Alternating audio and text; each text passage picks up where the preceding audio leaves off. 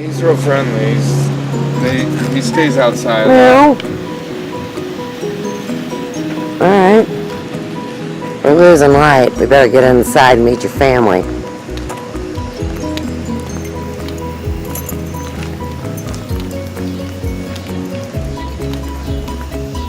What? This guy that lives here, my sister watches his daughters, the guy with the blue car. Okay. If you ever thought about running a show or doing he's your man to ask. He sits there in that house all day long, and he's an Apple dude. He's really fast, and he's kind of not your style, but he's... But you always know what's going on. If anybody could do it, it'd be him. One of the many gajillion things I love about you. Hello? There's no lights on in this house. American terrorist. Huh? Oh, knock it off, Stella. American terrorist. Stella! Every person has used somebody's commodity, somebody's deal against them. I know, and it's The Tea Stella. Party. She's the terrorist. Stella. Get him. Give me some more light, Joe, so everybody can meet your mom and sister. Like this? It's right behind you. Nobody is judging like Do you that. want me to do Dancing Queen? Graham and I were just dancing to it. Dancing Queen. I just want to see, I just want the world to see Joe's family because they're starting to get to know him around the globe and everybody loves him like we do. He's trying to stay elusive though. Can we ask everybody to pray for Joe? Pray for Joe. Why does Joe need, why does Joe need prayer? Just Stella likes to pray. Oh, alright, that's fine So, then. Boga. I say because Joe's got a hookup. Mexican hot dog blimp. Look at this dog's face. You know the Oscar me Mayer up. hot dogs, they plump when you What's- cook them? This is She lays out in the Stella. sun, she get She's got a little stuff on her Fat. stash. It's just probably messed up, and she's got that hereditary, So that's not. what do you call that, snaggletooth hanging out, probably. What's your shirt say? I will love you Oh, always. Anyway. Anyway, that's yeah, nice. see, I can read upside That's down. nice. What's going on, Grandma Mary? Not a thing. We're watching Mamma Mia. Oh, that's Singing and nice. dancing with Meryl Streep. So Joe did this room edition, you guys. Yes. Yeah, you want to show them, Joe, while we're here real quick, a little bit of your... Handiwork? You ain't kidding, master carpenter in action, dude. I'm keeping it up high. You guys' home is beautiful. No, I'm not worried about that. I just don't want you to trip on the roof. Yeah, you wouldn't believe the action I do when I film now. I haven't fallen yet. This is beautiful. Bring the doggies for you to play with, Stella. We got the vaulted ceiling. And all the can lights. Nice little shelf. Just beautiful. Yep. This is a piece of furniture we gave away when we moved to the big yellow house. It just was too modern for our home. So is Banana and Matt here? They are not. They are in Tulsa with their father. Oh, that's nice. Hannah's been working at the hospital. Cool. Let me back up and I can kind of show a shot of Hannah. I don't see one of Matt, but you know, we're doing this for LifeCharting too, so your family always has this footage. Yeah. So that's Hannah. We call her Banana. And here is Joe's mom with Ken's and Hannah when they were young. That's cute. What, Stella? What's going on, girl? That's sad. What's that? Let's see. Coming out of their laundry room. There's Across their new kitchen. Joe's nieces. Yeah. Oh, there you go. The laundry room. That's nice. And how old is this picture, Leanne? I'm trying to remember. Oh gosh, let's go what? 4 or 5 years old? What's I know. Yeah, they all We look need so to- much more grown up. We need to update that. Probably might want to. What else we got? There's Matthew. Good. Hang on a second. Yes, that. it is. Pretty He looks pretty grown up here. This must be pretty recent. Yes, these are There's 20 foot recent. across. Behind every good kid is a great mom. That's right. 20 foot across. That's 14 right. foot out. Now, what you got in that 20 arm? foot out by 20 That's just another one of Matthew. And this I mean, is. like, Hang on, I got. Is it Blair? Sugar Yeah. Island would be on the big as that. This is what, a few years ago? But not as big as Yeah. the table. Yeah. Okay. Cool. Thank you. That way we got She's everybody gonna be a covered. sophomore now. Guess what Hannah did yesterday? What's that? Witnessed her first, or stood in, I guess you could say, stood in on her first natural childbirth and cesarean section. Wow. So she saw the C-section too. Yeah. She was working in labor and delivery and they let her see it all. How'd she do? I mean, she's pretty tough. She loved it. Oh, she loved it. Just, talking about the babies and how different they looked when they came out, she's just amazed. She's thinking, oh, maybe this is my calling. So, Wow. Well, we need people to care enough to bring the new babies into the world safely. she knows she wants medicine, she just doesn't know what. And I Right. think this is helping her getting a little feel, before she goes into school, and kind of relate it to all of her classes and definitely know where she wants to focus on. And is she going to college like in a couple weeks? She is. She leaves the middle of August and she's going to move Mizzou for pre-med. Bless her heart. It's been nice watching her grow up, that's for sure. You want to know a little bit about Hannah? Sure. She knows she doesn't want to work with old people. So it'll probably, she's already stated that. She goes, I love my grandma, but I don't want to work with old people. She's actually thinking of pediatric oncology, so. Wow, that's pretty intense. Yeah. Well, I heard a story the other day about Grandma Mary and this naked old woman in the bathtub and stuff, so, I mean, old is all relative, and there really is no such thing as old, is there? You want to tell that story or no? Should we not tell that? I think it's, We I don't think it's have part of her. to. Did she tell you that happened with Jean too? Very similar, so I think it's. Did you just- spread Right. some shit No, on it's your about arm? being a caretaker. Yeah. Is it okay? And you chose that, and you're happy with that, and you've always been fine with it, right? Yeah, Exactly. You can't even tell, I guess, we're Right. matched, really. I thought, you know what I was thinking? I like better than taking care of the people. I cook, and clean, and I think that's the part I like, the cooking and cleaning. The housekeeping part of it. Yeah, Cooking. Right. Hey, I just kind of like to do this when I got people on camera. Do either one of you two She's been fighting brain war. want to tell like a story that you love about Joe? Just anything. You can take it from his childhood. I'm not asking age-specific stuff, but I mean, don't you have a story? yeah. All right, go ahead. No. Well, he was a beautiful child. Yes. And he had, I think he wasn't quite 2, and he had these beautiful curls. Like he does now, kind of in the back? The prettiest curly hair. And his dad came home from work and I said, take him down to Jim's, our neighbor, Right. and have him cut his hair. Right. And he goes, oh, I can do that.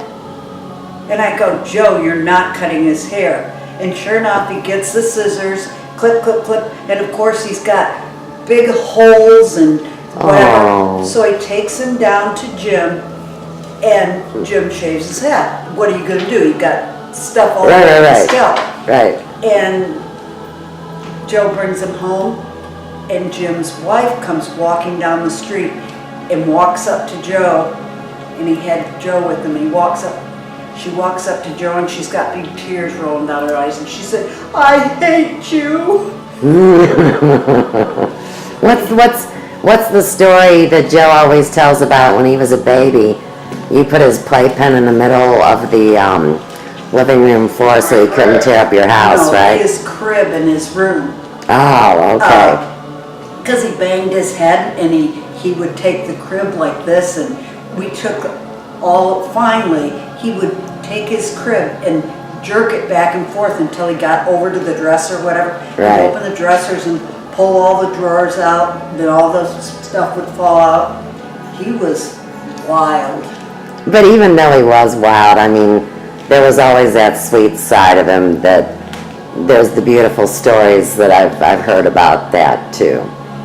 All the love and attention that he gave to me, be it hitting me under the neck or behind the Right. twist in my arm. I knew he loved me because he touched me so much. But he does love you, and And he took... that's the reason he enjoys it so much. His expensive, the little white shoes that all little kids had to wear for whatever reason. Right. Took him and tried to flush him down the toilet. Mm-hmm. But really, isn't there something endearing that just touched your heart that said that you knew in the end that Joe was going to be just this great humanitarian and this defender against evil and darkness and all that? Seriously?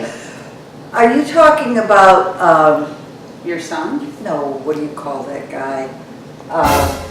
Superman? Something like that, yeah. No, he, when he was little, he had a teacher, Miss Suzanne, Mm-hmm. and, Was that the one he was in love with?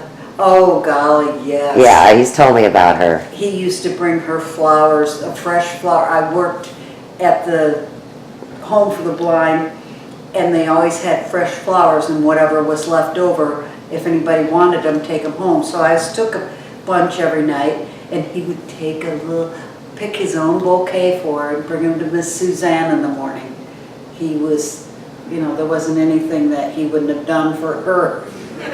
Right. Well, and he's still like that now, whether he's loving a person or an animal or a cause. So, I mean, even when he was at his naughtiest, because as you know, we've been best friends over 25 years now. I mean, I don't mean to replace Rupel or any of the men friends, but I'm just talking about, the girl that always understood him and hung out with him. And there was always that thing that, man, he was just so wonderful even at his worst. And now I get to see him at his best all the time. So it is a blessing. Depends on what you say worse. I think a lot of people saw it as that, but I think, we always knew behind that, a lot of the stuff he did, he meant well. Always. Always, And what it was is that, he could feel so much and it made him sad. And then, of course, as A blood types, we internalize our stress and want everybody to get along. And I think that when he blew it and, blew up and lost his cool, that would have been times that he would have, been blowing his stress off in very masculine ways, unlike how us women do it, where, go and hide. yeah, go cry and, Have a good cry. yeah, guys do it a little different. They just fuck shit up, as Joe would say. Yeah, but I really do appreciate you guys letting me come into your home and put the camera on you and put you through this and not let you know, so you could have had your makeup and hair done and picked out your outfits and your matching jewelry and put the dresses on the dogs. Yeah. What I remember most is just the tinkering. I think of all the different bikes, all the things he built for his bikes and how they did this. I didn't realize it back then, but I mean, and I look at her dad and all the stuff he built and his shed full of tools, and that's Joe. I mean, a man of hands. He can do anything with his hands if he puts his mind to it. So let me say confirmation of spirit and tell you this. So I just did my live show today from 4 to 6. And who I had on was a girl named Melissa. And she was best friends with Candace. And Candace was who Chelsea went to live with when she had her breakdown. Candace was Sunday's little sister. Sunday worked at the hair Emporium. You girls know Sunday. And we talked about all that today. But at the end of the show, we had a few minutes where if anybody, any loved ones that had crossed over, wanted to make some kind of a showing, and I had all my kin's stuff out. And I didn't know if Joe would be home for the show, and Joe gets anxiety. He will not come on Sophia's Emporium as an active participant, but he will allow me to film him when he's walking and moving and active and things like that. So anyhow, Melissa said that that there was a beautiful Indian woman that was there for Joe, and that she had, her pigtails, and Melissa went like this with her hair, and said that she had feathers in them.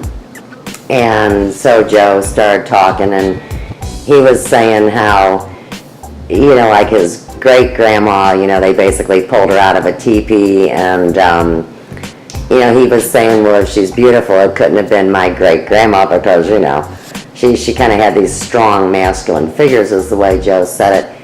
And you know what I did is I got up and I went behind my display, and I had set Grandma Jensen's picture there. Uh-huh. And so I brought that out and showed everybody. So it is on the show today.